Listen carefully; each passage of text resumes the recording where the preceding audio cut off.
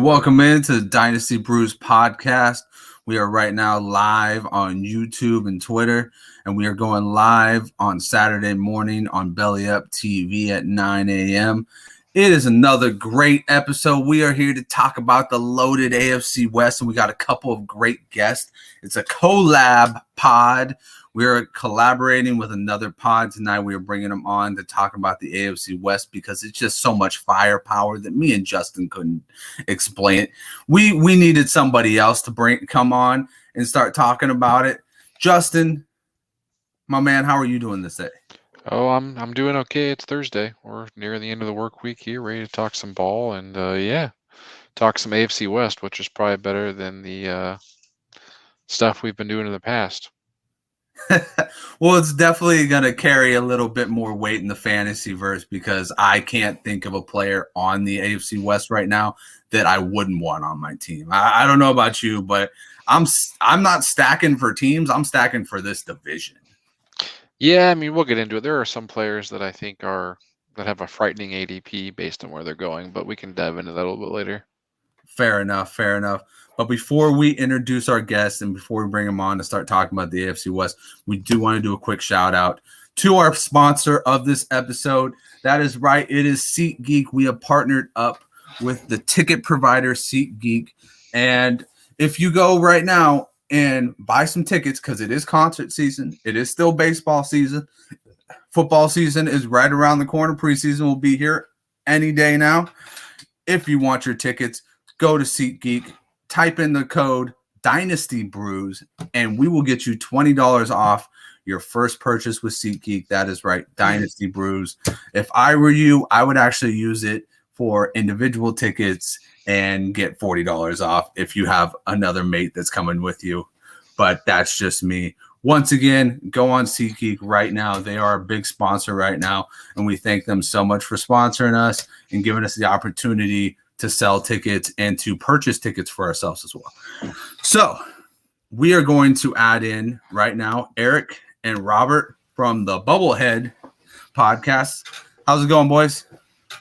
Hey, what's going on? Thanks for having us, guys. Yeah, Justin and Justin. How you guys doing? Yeah. Hell yeah, Double J in the house. That's what it is. Thanks for coming on, guys. Obviously, I don't know, what do you guys have a team that you like in particular when it comes to football? Yes, I'm a big Saints fan. I was born and raised right in about an hour away from New Orleans. Okay. So, big Saints fan my entire life. I'm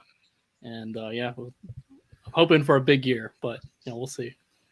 You got your fingers crossed that Jameis doesn't throw 30 interceptions with the 30 touchdowns this year, don't you? That's what I'm saying. That's pretty much the goal.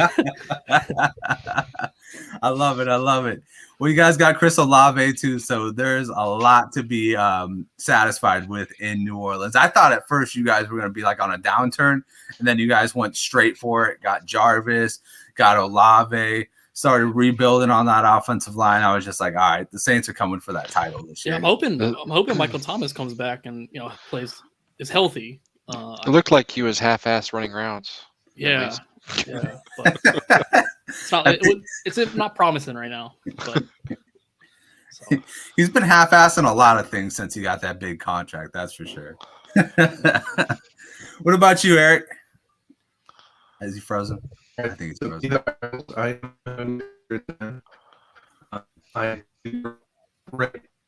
it looks like Eric's having a little bit of technical difficulties. Hey, Eric, why don't you unless you get unfrozen in the next 2 seconds, why don't you pop out and then pop back in, and we'll see if that works. All right.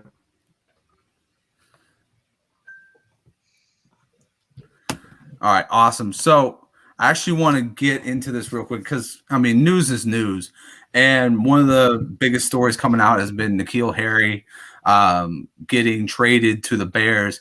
I think it's the funniest thing that they traded him for not a 2023 7th round pick, a 2024 7th round pick, only kind of adding insult to injury as far as his value for this is a guy who was a first round pick at one point, and they're just kind of saying, yeah, just take him,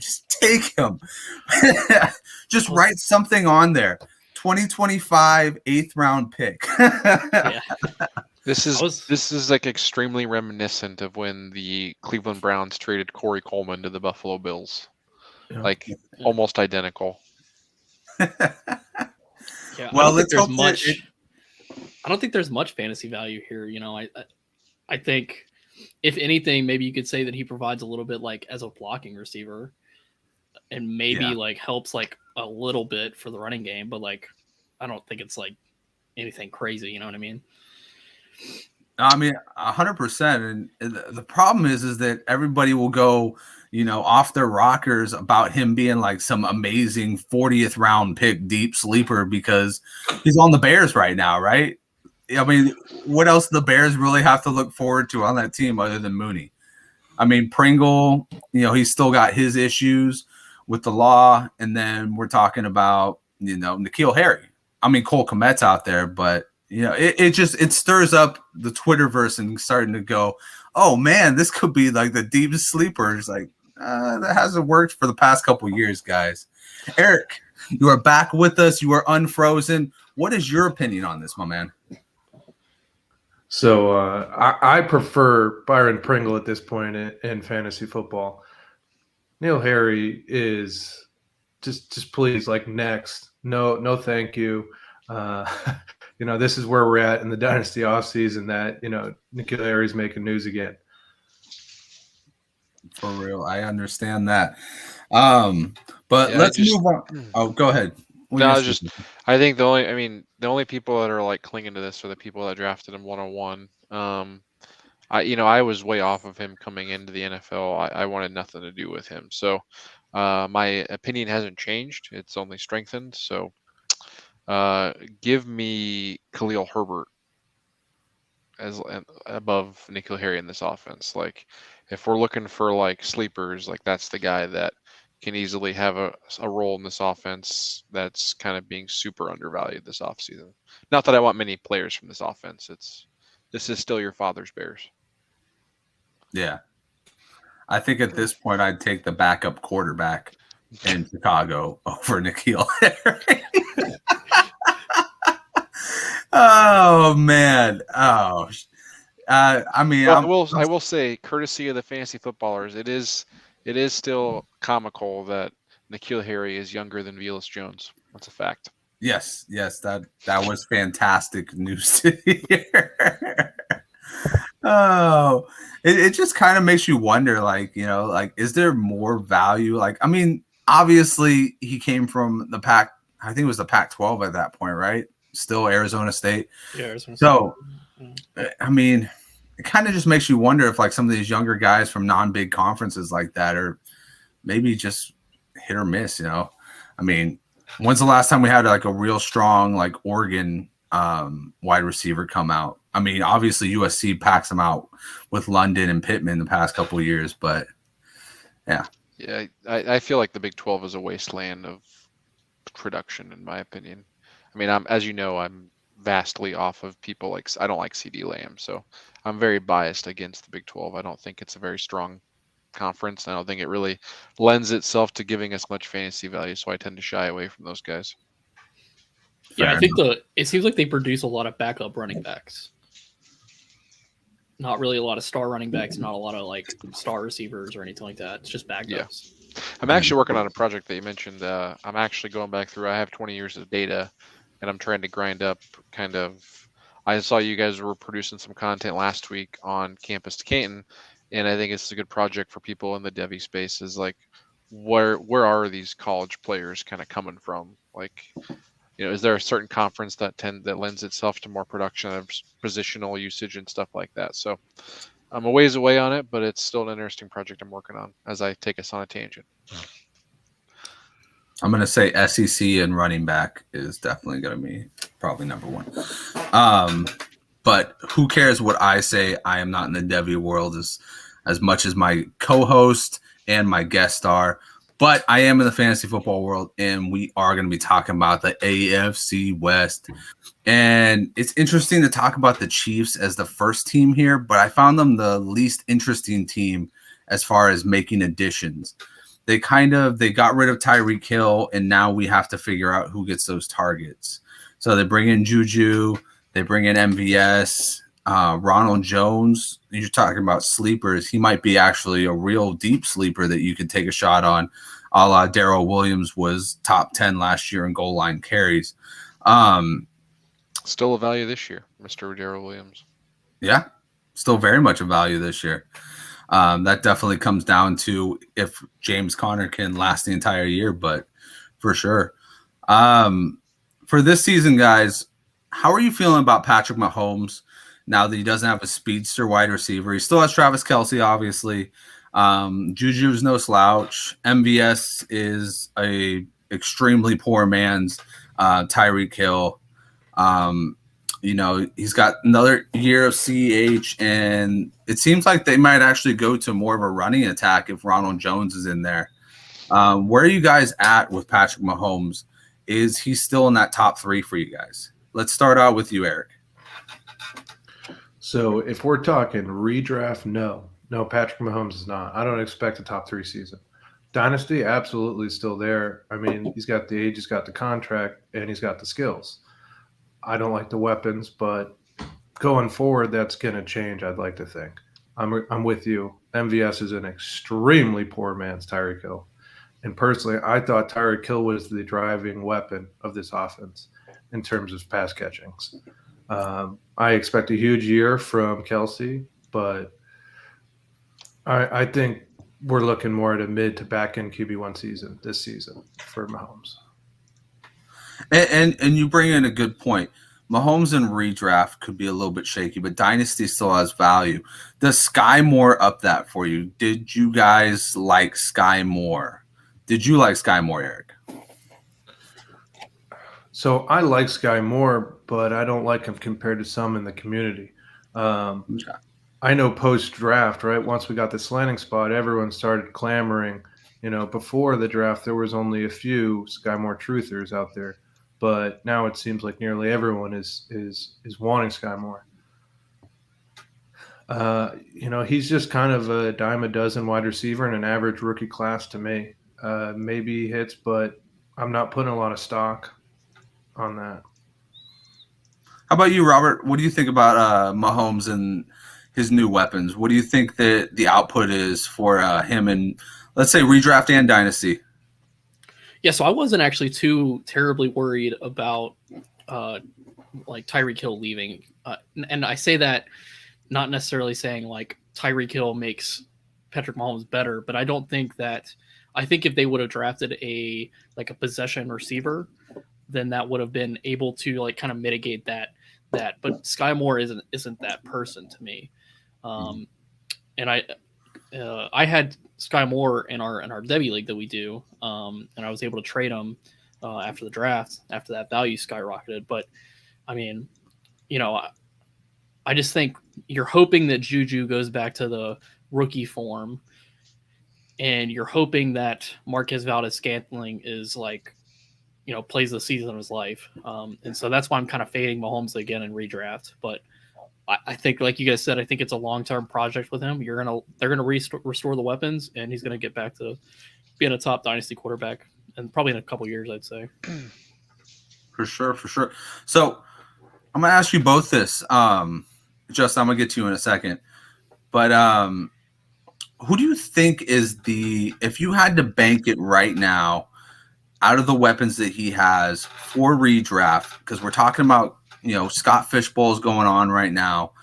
Who do you think has the best chance of beating their ADP, like being the best value for what you can get them at right now, as far as their weapon, as far as Patrick Mahomes' weapons?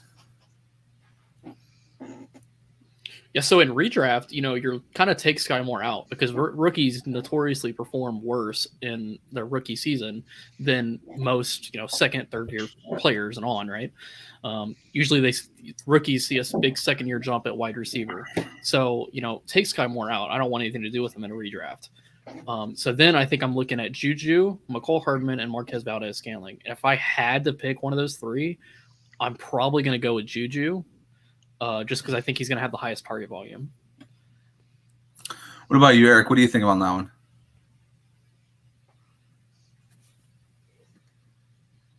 You're muted, my friend. I'm going to go with a little bit of a changeup and say CH, right? I think CH can be a good pass catching weapon. Ronald Jones is nothing, that anyone's terribly excited, in my opinion. I'm certainly not. I do think Ronald Jones will get a fair amount of first, second down work, but call me crazy. I don't think Bacole Hartman, MVS, or really the Western Michigan rookie are going to be terribly great this season. So I think it's going to be Juju, Kelsey, and I think CH could be in line for 70 catches. And that's just value. I think the reason that is because Kelsey is the real weapon here, but his value versus ADP isn't going to be terribly great. He's already getting drafted way high up. Well, you're bringing up a good point here. CH is finally at that reasonable value. For the first 2 years, he was through the roof. I mean, we were talking the first year he was there, he's a back-end first-round pick. The second year, everybody's like, oh, this is the year CH hits. Get him in the third round. Now you can get him in the 8th round, and you're looking at a guy who's on a good offense. He has the ability to be a pass catcher. He doesn't really have too much in front of him as far as stealing targets from the running back position. And he's an 8th round pick. So, I mean, I just passed up on him in the 8th round of a Scott Fish Bowl, and now I kind of regret it. But, that's where he's going. So, definitely I like that pick. Now it's time for the man of the hour. Justin, please give me your take on Patrick Mahomes. And as I asked the other guys, give me a guy that you're expecting to kind of beat his value at ADP for this team. Yeah, so I'm with Eric. I think Clyde's the value in this offense. I think he's the receiving down back. I think he can deliver immense value in that 8th round. He's kind of the best target, I think, in terms of zero RB strategy. And then in terms of the whole Patrick Mahomes thing, I've tried. I still view him as untouchable in Dynasty. Even when Alex Smith was there, he had 3 seasons in his stint in Kansas City outside the top 12, but he still had 2 or 3 seasons inside the top 12. And then you go back to McNabb and Vic under Reed in Philadelphia, never finished outside of QB 10. I don't think it'll be difficult for Mahomes to be up there at the top shelf. But we're talking Dynasty here, so you're talking about a long-term asset that I don't think finishes outside the top 10, probably finishes inside the top 8 year in and year out. I think there is going to be some value to be had in Clyde, but I also do like Juju. MVS and Sky Moore are kind of the same trick ponies, so it'll be interesting. I think we'll see a heavy dose of MVS to start the season as Sky gets adjusted to the offense. But I think as the season progresses and Mahomes gets more comfortable, I think this offense will be surging in best ball drafts towards the back half of the season. So I actually don't think it's a bad idea to kind of invest in this offense and do some risk mitigation strategy with other pieces like Chris Godwin and stuff around there to get a lot of upside in your best ball rosters too. Whoa, and the hot take comes out. It is a bad idea to invest in this offense. Usually says no one, but you make a lot of good points. At the current values that these guys are going, it is a little bit hard to imagine too many of them. I mean, Marquez Valdez-Scantling's been climbing up the ranks. I mean, Twitter. That's a mistake. I mean, yeah. It's all about value. I think, like you said, sorry to cut you off, but it really needs to be, every league is its own marketplace. And, people I talk to have they don't love this receiving core. So sorry. No, you're good. You're good. I was hoping you would talk for a little while longer. I was going to look up the current ADP on him in Fantasy Pros, and I was going to ask you guys about the 3 receivers around him, if you would pick them over him. So just give me a quick second. Yeah. And, I think Juju might be climbing in ADP, which is kind of a concern. I definitely think Juju has a role, but I also worry about us paying, for old Juju, wide receiver 1 Juju, when we've seen historically him not be the greatest. It's the biggest debate, I think, is what is it? Is it Juju or was it Big Ben? And I think Mahomes is going to answer a lot of those. And unfortunately, this is the guinea pig season of, what is Juju's real value. So if you're a risk taker, go get Juju early because he's attached to Mahomes, even though it's for a short-term agreement. And if you're kind of risk averse, I'd probably just stay away. So these are the receivers that are around Juju. Sorry, real quick. I just want to get this out here. Yeah. Michael Thomas is one ahead of Juju. Devonta Smith and Adam Thielen are two behind Juju. I mean, I love Give me Devontae Thielen Smith over him. Give me I love Devonta Smith. And I'm a little shaky on Michael Thomas, but as we were talking, Robert, that's mostly because he hasn't really touched the field in the past year and a half. So he hasn't really shown me that he's the same Michael Thomas. I mean, what are you guys thinking? If you had those three guys in front of you, who would you be taking? Probably taking all three of them over Juju. I think for Dynasty, you don't really want Adam Thielen, but I mean, I'm a homer with Michael Thomas. I'm going to say Michael Thomas all day just because I'm hoping that he comes back. But no, I mean, I think, Devontae Smith is like kind of that. I'm hoping for a big second-year jump there, just like you normally see for running wide receivers. And then with Thielen, he's always producing. And, I don't see Juju outproducing him. So. Yeah, Thielen kind of found that hidden Jerry Rice potion where he seemed to have gotten better with age. He just got better in the touchdown area, and now he's a borderline top 15 receiver almost every single year.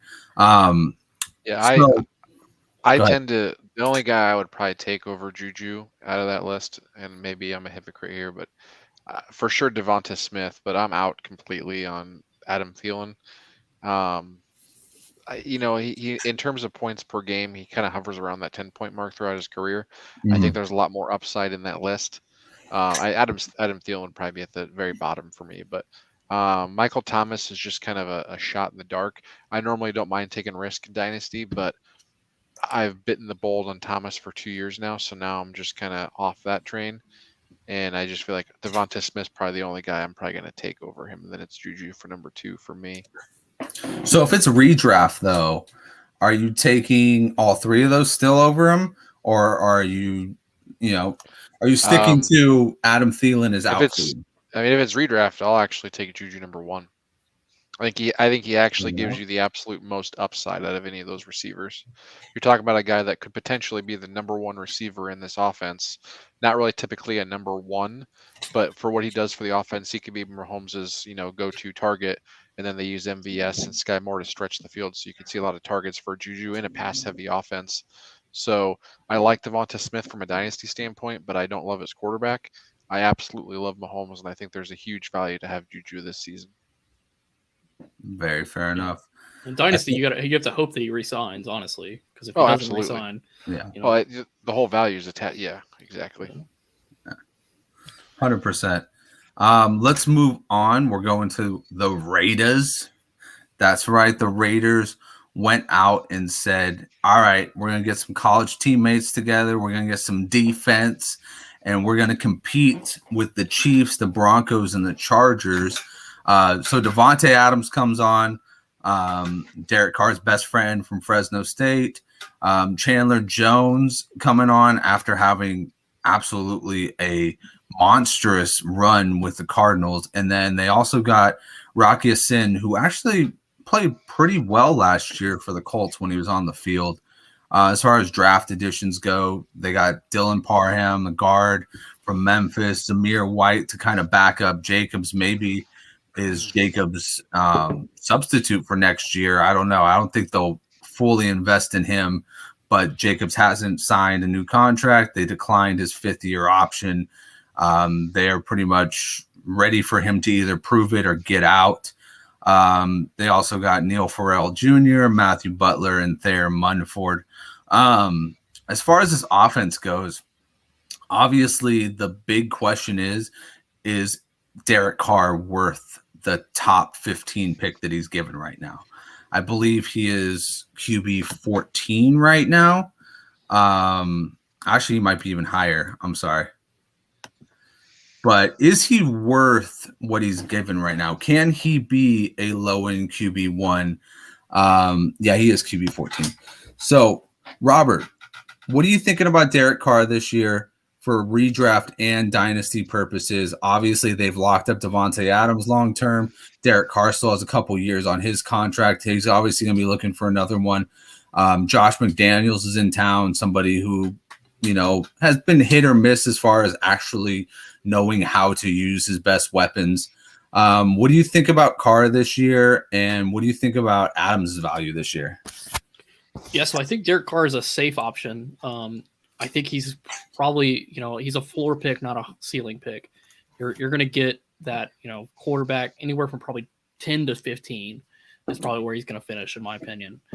And then I think with Devontae Adams, I think he definitely sees a downgrade. He's not going to get nearly the amount of targets that he got, and they're not going to be as quality as he got with Aaron Rodgers. So I don't think I think he's still a wide receiver 1, but I think you have to kind of take that into account when you are looking into drafting him. And I do think it is a downgrade too for everybody else that he's here, right? It's a downgrade for Darren Waller. It's a downgrade for the running backs. So, but it is a big upgrade, I think, for Derek Carr because he actually has, multiple options now. Yeah, and now he has somebody who has been notoriously good in the red zone. Last year, I know that they were struggling with keeping Darren Waller healthy, so he didn't really have that big body threat in the red zone. Bryan Edwards showed up when he showed up. Renfro, he was good from 20 to 20. And he wasn't necessarily the best when it came to getting a touchdown because he's kind of a little bit of a smaller guy, kind of gets lost in the whole middle of it. Obviously Devontae Adams, like you said, I completely agree. I think he kind of takes a dip in production this year, just based off of, like you said, the quality of targets. They may be former college teammates, but that doesn't, take away from the fact that it was Aaron Rodgers throwing him the ball compared to what is Derek Carr. And I do think, you have a great point that he has the good floor and, with an increase in touchdowns, he could easily be a low-end QB1 this year. But enough about what I have to say. Eric, before we catch you on another pop out, give me your take on Derek Carr and Devontae Adams this year. Yeah, I'll try and be quick because apparently my internet doesn't want to cooperate at all. I think the value that Derek Carr was for years finally caught up to him with this Devontae Adams addition. I think that what you're doing is you're buying, as Robert said, is a good floor. I mean, he just turned 31, so you should get multiple years of good QB play here. I love him as my QB2. If he's my QB1, I better be rock solid in every other position. I think his absolute ceiling is like QB8 on a season if he really, does well in the red zone. But, right, we're talking very limited rushing upside, if any at all. But he's got weapons now. He's got some really good weapons. He's got the slot target, a great tight end, and an amazing outside receiver. So very, very good top 15 QB. So I find this very interesting. So he's QB 14, QB 13 is Trey Lance, and QB 15 is Kirk Cousins. So you have the epitome of just barely making it into the QB 12 realm in Kirk Cousins. Then you have the unknown factor with Trey Lance. And then you have, like you guys just said, Mr. Consistent, Derek Carr. But now he's got an upgrade at receiver. When you hear those three names, who are you picking for Dynasty? At their ADP in Dynasty, or because that sounds like redraft ADP, right? Yeah. So, so at their Dynasty ADP, I'm just looking at ECR right now. I'm sorry, but just because, obviously, if they're next to each other in Dynasty, it'd be Lance, but Lance cost is just way too freaking high based on the situation we're in. For Carr, I'm just like, I don't see it. I don't see what everyone else sees. Like, I think I actually do like Adams. I think Adams is going to dominate in this target in the target share, and that's why I still think he's going to be Devontae Adams for fantasy. Like, you look at Carr historically, He has 4 seasons inside the top 12 and 4 seasons outside the top 12 in terms of fantasy points per game. Or not even that, sorry. He actually only has 1 season inside the top 20, and that was 2016. The others were positional finishes. So he's right around QB 20 to 24 for a points per game basis. I know we're adding in Devontae Adams. I just don't know. The Raiders gave him a tepid extension. It wasn't like something that says you're our guy, you're here for the long term. It sounded like it was loose with the guarantees and kind of both parties can exit whenever they want to. So I think it's kind of a prove it deal, and I think he has to prove his worth. And I think taking him as high as QB 14, especially in redraft or anywhere, out of that list you gave me, I would even take, unfortunately, Kirk Cousins over Derek Carr, and I'm not a huge Cousins fan.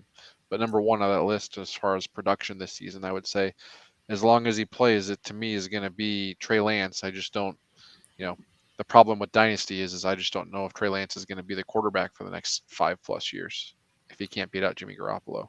So going into the Dynasty, Trey Lance right now is ranking number 10. Carr is ranked 16 and Cousins is ranked 19. So I'm safely assuming you would stick with Cousins because the value is pretty damn good at QB 19, and he's already proven that he can be a top 12 QB. Am I correct? He's also proven he can be a bottom 5 quarterback, though, depending on which week you play him. Yeah, depending on the week. Yeah, 100%.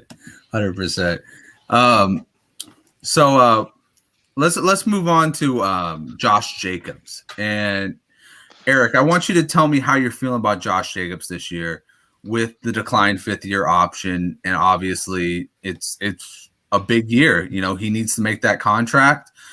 He's been very consistent, albeit he's been consistently in RB2. So, he's been good, but he hasn't been great. Last year, we kind of saw the uptick in targets, but we didn't see the touchdowns come with it. Do you think that with this McDaniels offense coming in, do you think those targets go away? Do you think that they go to Kenyon Drake? What are you thinking about Josh Jacobs going into the season? Do you think he's a value as an RB2 this year, or do you think that people should stay away from him? I think Jacobs is becoming a value. I've honestly had him as overvalued for a few years in a row now. But with this Zamir White draft pick, a 4th-round running back that's had 2 significant knee injuries already in his career, a lot of people seem to think that it's just a given Zamir White's going to take his job. I'm not certain of that. First of all, Josh Jacobs has been very durable and very reliable for Vegas throughout all of their nonsense.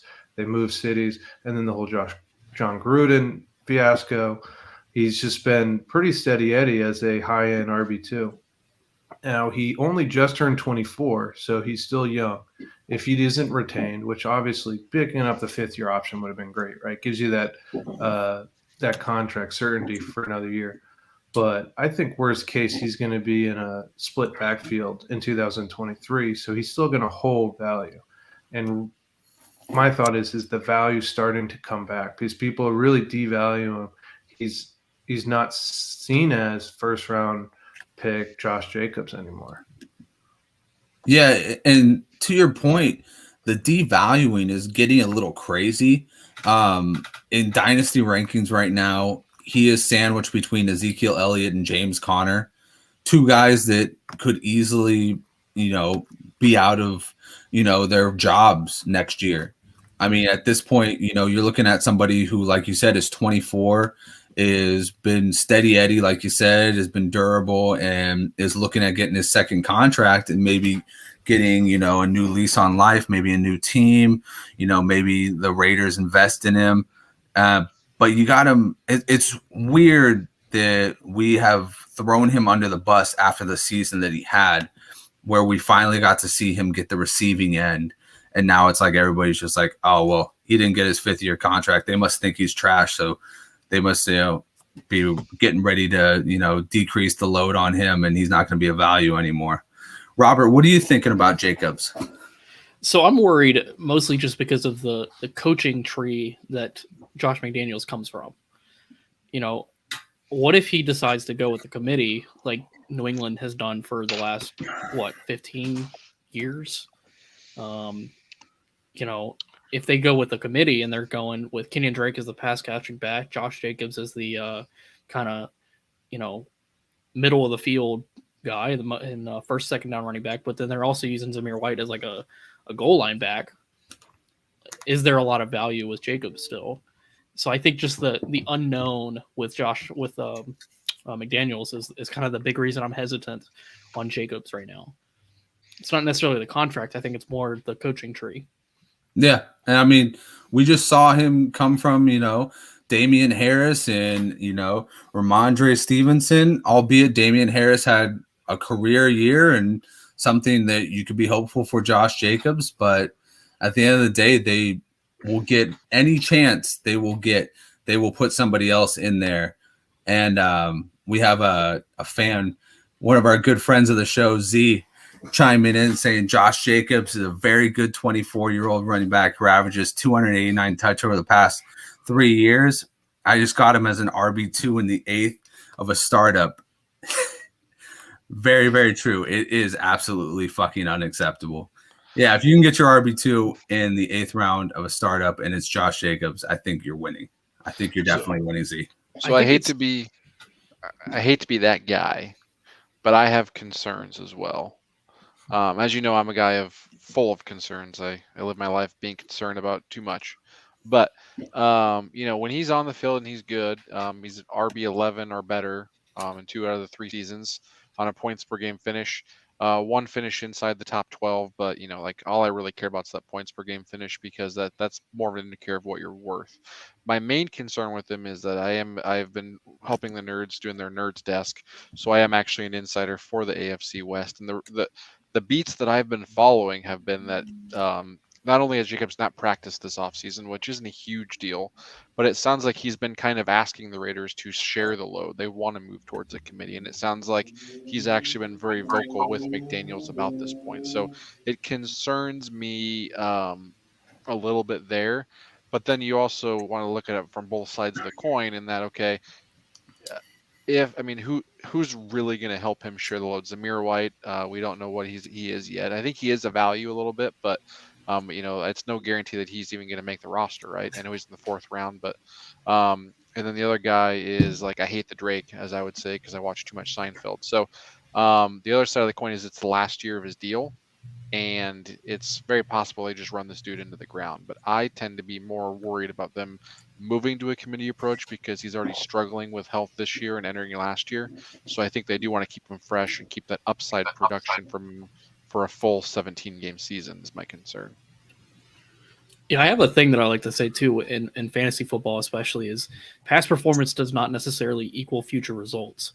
So what I mean by that, right, is just because he had 289 touches over the last 3 years doesn't necessarily mean that he's going to see that amount of touches in the future.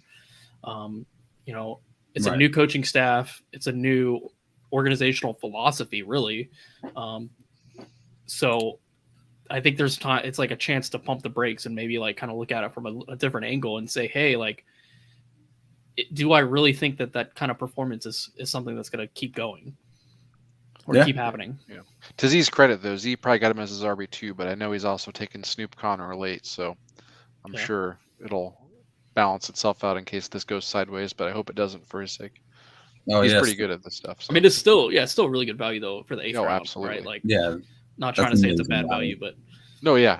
It's funny. I used to, when I started Dynasty, very focused on the running backs, and in the research I've done, it's I'll just take the middle round, the late round value because that's where the value is in fantasy. These guys are not long for production, so to get an RB2 in the 8th is a steal, especially with his upside. You're still looking at an RB1 on a points per game basis.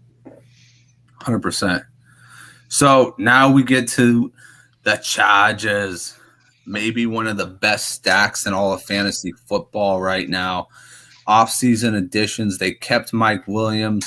They went defense to counteract their other division mates getting offensive. They went and got Khalil Mack and J.C. Jackson. J.C. Jackson will have the duties of Devontae Adams most likely. They also drafted Zion Williamson, JT Woods, Isaiah Spiller, Otito Ogumbonia.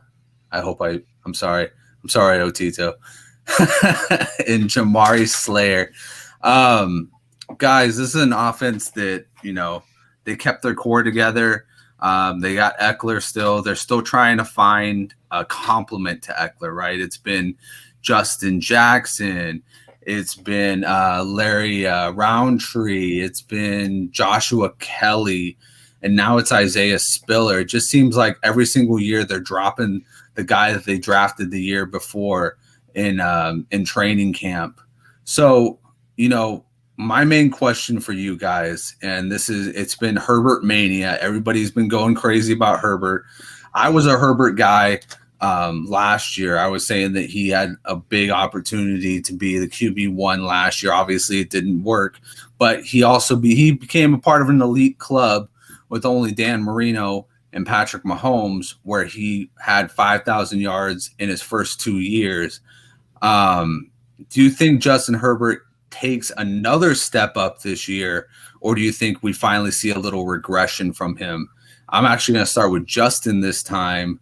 Please tell me how you feel about Justin Herbert and this Chargers offense. Well, I would love to have him on the podcast. I mean, there's nothing better than 3 Justins in the same podcast. So Okay. start with that. But I don't know how much further he's going to go. I mean, by all accounts, he could have been the QB1 last season. I mean, you look at what Josh Allen did. That was just absolutely ridiculous.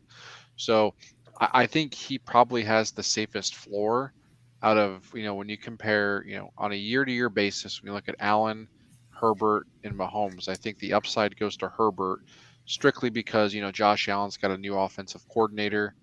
His QB2 is Gabe Davis, who everyone, Twitter loves Gabe Davis, but I have reservations about him. I am a Jamison Crowder fan, but, I just don't know if that's really, it's a risk right now. So in terms of the weapons that have been brought back to the Chargers, same coaching staff, there wasn't much turnover in terms of weapons like you had in the Chiefs. So I could easily see Herbert staying at the top of the game. I'm kind of all in on this offense, and with people losing their dang minds about Austin Eckler, I think I got him for like a first in one of my leagues. Like I will buy Eckler and this offense. The only thing I wish that they'd had done is drafted a new coach, because I think that when it comes crunch time, he's consistently making the wrong decisions. But perhaps, very much perhaps, it could go the other way this season, because that tends to be what happens. In terms of we usually, they run statistically, one season when you lose like these close games, the pendulum tends to swing back the other way. So perhaps this season could be the season that they actually get more wins than they had last year because of those close game losses, is what I was trying to say. Articulated it poorly. See, I think it's funny, right? Like, I think if they don't make a deep playoff run, I think the coach could very well be fired next year. Sean Payton. Yeah.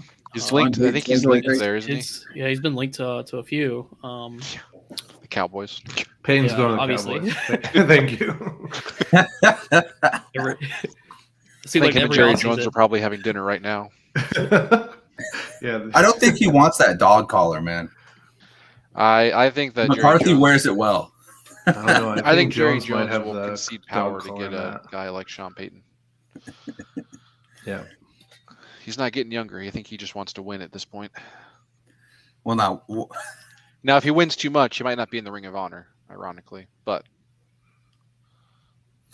I mean, this is definitely it's an interesting roster, and I do agree with Robert. I think that the head coach has definitely got kind of, he's got a hot seat because he's got one of the hottest young rosters, and after this year, people are going to start to talk about Keenan Allen kind of falling off because he's getting into that low 30s range where, the wheels start to maybe not work as well. And, maybe he starts to fall off and Mike Williams comes in and hopefully Joshua Palmer can start to pick up his game a little bit. As far as fantasy rankings of everything else, one of the biggest one is Austin Eckler. Where do you guys have him after his big season? I'm going to start out with Eric first. So if you can buy Justin, if you can buy Eckler for a first, I think that's a great deal all day. Even if it's a But 2023 first, which apparently is worth like my firstborn child. I mean, yes, it is getting outrageous what people are valuing 23 first at. But what I would say is, hey, what's your team like? Are you a bottom of the barrel team? Well, if you No. are, why are you buying Eckler first? Exactly. But if you're buying Eckler, I'm assuming you're competing for a title. So if Yep. you can get a, basically guaranteed RB15 to go and get a title, and what are you paying? A 110, 112? Great deal. But I mean, what is Eckler? I think he's like RB6 in startups on Sleeper right now. Yeah, That's it's crazy to me. I mean, he's an aging running back that just had as many touchdowns in 2021 that he had in the last 3 years combined prior. It is funny. I know you guys talked in your podcast last week about Derrick Henry. You're talking about getting Derrick Henry in the 4th round. I'll take Derrick Henry in the 4th round over Eckler every day. Absolutely. Yeah, just to build off that. Sorry. Yeah, no, go ahead. I mean, no. So as of right now, ECR has Austin Eckler at 4. Dynasty has him at 7, which could be very interesting because, I mean, Isaiah Spiller, it kind of seems like they're trying to take away touches from him. I mean, obviously they want somebody to go in there and lighten the load. 20 touchdowns seems a little outrageous to think he's going to replicate. Obviously, I think, Eric, you hit it on the head. He's got to be a top 15 running back. But, are we really thinking that dynasty-wise he's got the long-term value with his injury history? And, I mean, unfortunately, I don't want to say it, but his size, So it's gonna be an interesting season for him. I think if you do draft him, I think you compete for the 1 year and then you try to sell him at peak or near peak value in the offseason and then reload it, basically.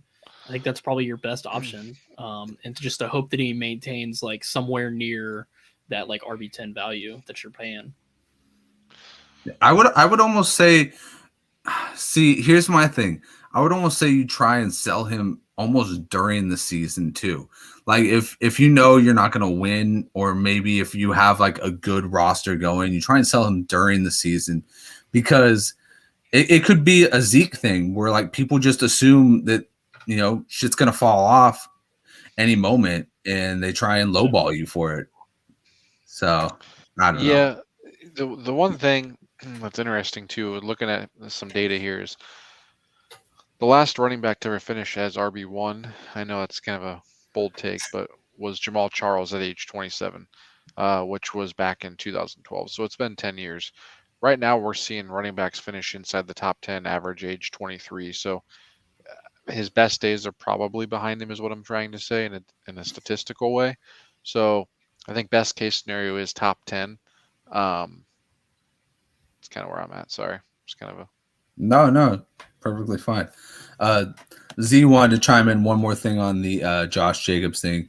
He's saying Damian Harris had 220 last year and Michelle had 238. So he thinks that Jacobs could easily see 240. I think that 240 is around a reasonable number for all around touches. I think that he's somebody who can definitely get more involved in the passing game. Yeah, for sure. It's all going to be on what McDaniels does. I know. Yeah. I wonder. I'll have to look it up, but I wonder how Moreno did. Moreno might be a fair comp to Jacobs when he was in Denver, if I'm thinking correctly. So I might look at that actually while you go to the next slide. So. Yeah. No. And I'm not. I mean, and that's just what I'm. I could be. I'm not trying to say anything. I mean, so yeah. Yeah. We've got you on video now. You've said it. All right, guys. Final stop is probably the biggest upgrade. Russell Wilson coming to Denver. Cortland Sutton and Jerry Jeudy. Praise the Lord. They finally have somebody where they can break out with. He was the biggest addition of this entire division. DJ Jones breaks my heart because he was a great defensive tackle for the 49ers. They also got guard Billy Turner and Quan Williams, another 49er. On the draft side, they went a lot of defense, but they also got a young tight end named Grant Dulcich, who I think can be a very explosive player. Definitely not somebody I'm looking into in a redraft situation, but maybe down the line, if Albert O doesn't figure too much into this offense, maybe he's somebody that we can take a look at as more of a deep threat. Guys, how are you figuring in Russell Wilson this year? A lot of people are up and down. He seems to be probably the guy with the most value as far as like a top 10 guy. He's hanging out around number 6. So I look at that. He's got a great situation he's walking into. He's got a two-headed monster at running back. I'm sorry. He is at number 10 for ECR, and for Dynasty, he is at, apologies for all these intermediate. I just to answer that, I mean, Russell Wilson, I don't think he's overpriced, surprisingly. And I thought for sure he would be going to Denver. The only guy I think that's overpriced is Jerry Jeudy, who I just can't seem to get on board with because I haven't seen him do anything. I mean, it's an injury. It's been bad. We've had this discussion, Herrera. I know you think QBs can elevate a guy, but Sutton did post the top, and Sutton had that one season with Drew Lock. So I do think that the upgrade of Russell Wilson makes Sutton a top 12 asset this season. One season. I mean, it's one season, but he's done it before. What have you seen from Jeudy that makes you think Judy's going to be unlocked this season? Give me Tim Patrick. Well, it was the first couple games that everybody was glamoring over Jeudy. I mean, honestly, Jeudy needs to stay healthy and he needs to get on the field and prove it. I'm 100% behind what you're saying. He is the one guy that value-wise right now does not deserve what he's getting at ADP. I would take Cortland Sutton 1,000 times over Jerry Jeudy where he's at right now. So the best trade I've made in the last year was last season around November. I traded Rondale Moore for Cortland Sutton because Sutton looked like trash.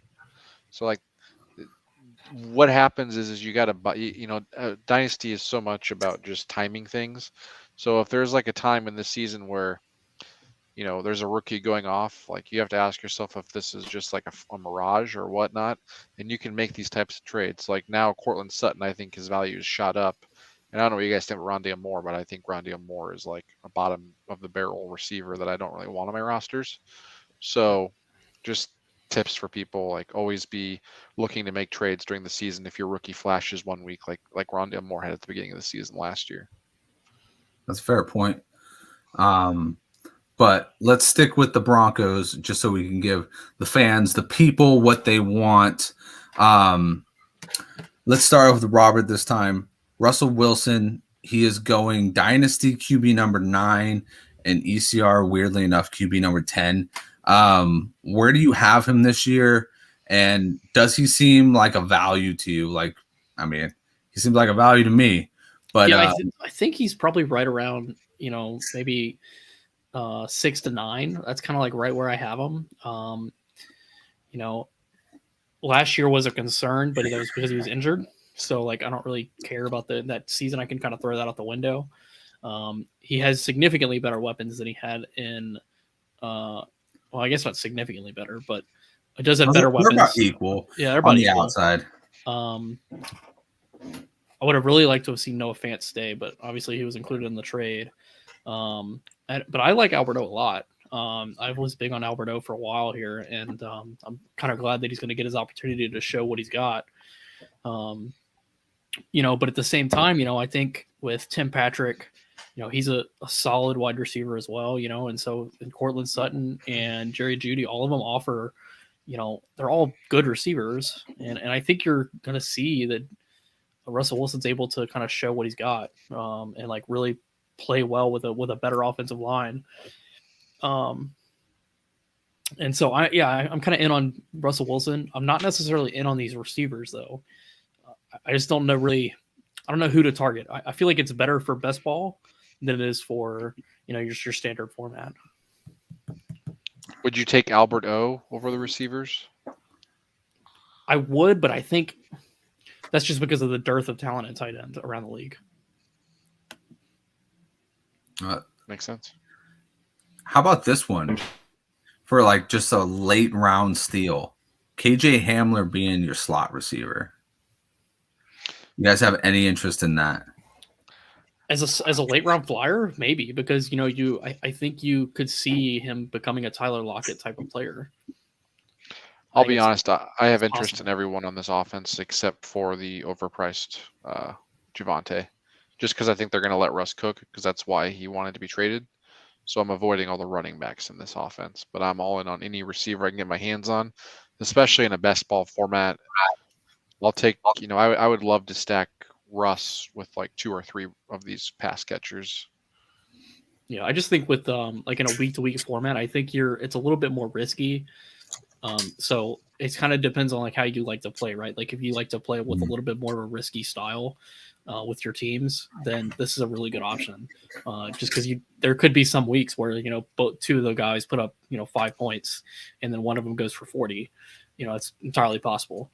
Mm-hmm. So I think it's just a little bit more of a risky option that I'm not a big fan of that. So another question for you, saying best ball, is this a best ball stack you would go after? I mean, like you said, you're not going to really know who does it, but these guys are kind of separated to a point where you can get 1 or 2 of them on your roster pretty easily in like a, let's say, underdog best ball mania type situation. Would you be okay stacking maybe, let's say, Russell Wilson, Melvin Gordon, and Cortland Sutton? Yeah, I think I'd be okay with that. Maybe not Melvin Gordon, just because he's getting older, and I'm worried that the touches are going to start to fall eventually. But yeah, I mean, I would love to get, if not the running back, get Albert O. So. Yeah, so I actually have a couple builds where I've stacked Russ with Patrick and Sutton. I think that's a good option too. Yeah, I like that. Eric, what do you think about the Broncos? That damn Wi-Fi. Yeah, it's not playing around today. I'm gonna blend the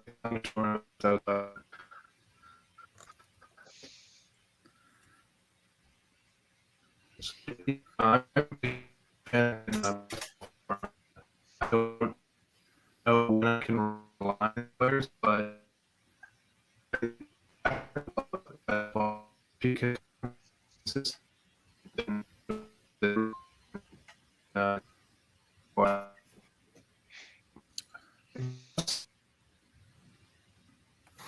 All right.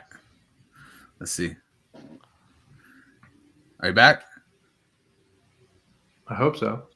You're back. There it is. For now. Sorry All about right. that. We didn't hear a damn word that you said. Of course. Yeah, I'm going to blame it on this huge thunderstorm I have outside. So I like to stack here this team in a best ball situation because I don't know where Russ will go with it. There's a lot of good receivers. You got 2 tight ends because I am a fan of Dulcich. Honestly, I think he cannibalizes Alberto's value a little bit. And I think all their wide receivers cannibalize each other's value. So if you're in a head-to-head league, good luck trying to, figure out when you're going to pick them or play them. I think Judy's the most reliable week to week. I think he's going to get the most target share. He has been inconsistent, but Cortland Sutton, when Judy was healthy last year, was pretty bad. His target share was down. So if you're going to make me pick one of these receivers, I'll take Judy, although I don't really like any of them at value. Fair enough. Yeah, I will say at the end of this, like Justin said, if Russ cooks, we have seen in the past that he can supply both DK Metcalf and Tyler Lockett with good fantasy seasons. So like you said, it's just kind of picking the values. Like, who's going to return the value at their current ADP. And that's just the game we play when we play fantasy football. But anyways, guys, it's been another great episode. I want to thank both Eric and Robert for coming in, and I want to give them their own little time to talk about what they are doing at the Bubblehead Fantasy Football Podcast. So, guys, this is your plug. This is your chance to tell all of our viewers where they can find you. And, what's on tap for this week or next week? Yeah, so we just started jumping into some C2C content, some Devi content. And so we filmed just actually today our quarterback episode for ranking college quarterbacks. Nice. So I'm hoping to put that out this weekend. So, look forward to having everybody listen to that. And you can find us on Spotify and on Apple Podcasts. And we're working towards kind of moving some of our podcasts to YouTube as well. So it's kind of the next big step for us is to kind of move some of those videos to that format as well, to kind of expand into that. And yeah, we're just jumping into big C2C content, Debbie content for the next couple weeks, and then we'll come back to the NFL for training camp and kind of start doing some training camp dives. Awesome. And where can we find you both on Twitter? Yes, you can find me at BBH Robert. And Eric, I don't know if you're. Yeah, go ahead. You can find me at Eric, ERIK_Bubblehead. Yeah, with our podcast, we're really trying to give you the deep dive into Dynasty. And that's why we're covering a lot of Devi content. Because if you really want to be dominant in Dynasty, you have to know in 2021 that the 2023 class is going to be amazing and people will sell their first child for it, right? Because that's when you can get that value.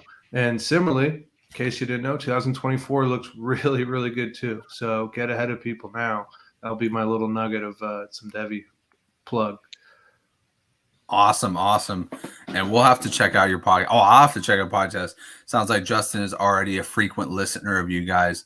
So I'm going to have to check out your podcast because I just got into Devi myself. I just got into a league with the big guy over there. I think you and Robert have a similar makeup of owning very good talented quarterbacks. I think you both have the same two quarterbacks. Awesome. Top two, baby. Top two.